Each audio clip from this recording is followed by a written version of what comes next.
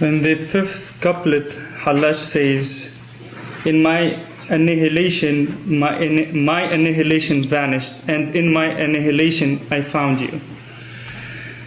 So Hallaj is telling us here that in this illusion, in this circumstantiality, and the time that took him to traverse the path of annihilation, he experienced the non-existence of everything. He experienced from a real experiential experience the annihilation and the destruction, the extinguishment of all of existence as it's experienced by the human.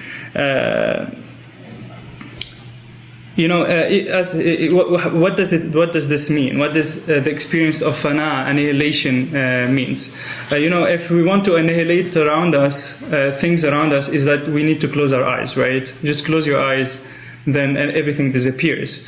But even then, when you close your eyes and everything disappears, there is still the thought of everything. There is still the image of everything that is subsistent in the mind.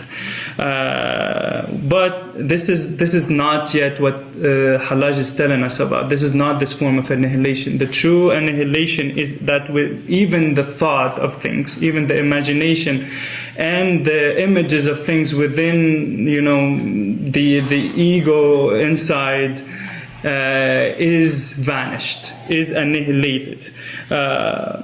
And in this annihilation, where everything annihilation, even the being and the self and the images in the mind, that's where you find the originator or God. In the hadith of the Prophet, in the prophetic tradition, in which he defines the station of excellency, he says to worship God as if you see Him. But then the next step is it is telling us about what annihilation means. The Prophet says, "In lam takun tara fahu yarak." There is here a subtle nuance in wording. In lam takun means if you are not, and if you stop there, you say if you are not.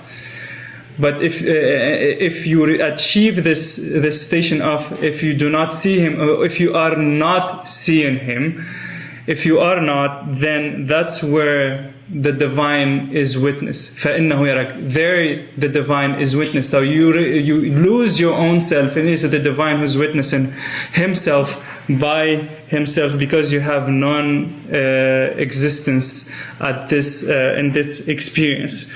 So if you engage in this path of spiritual cultivation, you reach the station in which yourself dies and everything around you dies, and you experience what it means to be non-existent.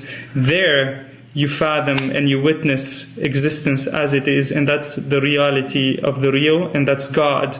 So instead of working towards going towards God, migrating towards God, here Hallaj is teaching us that in reality you need to extinguish the self.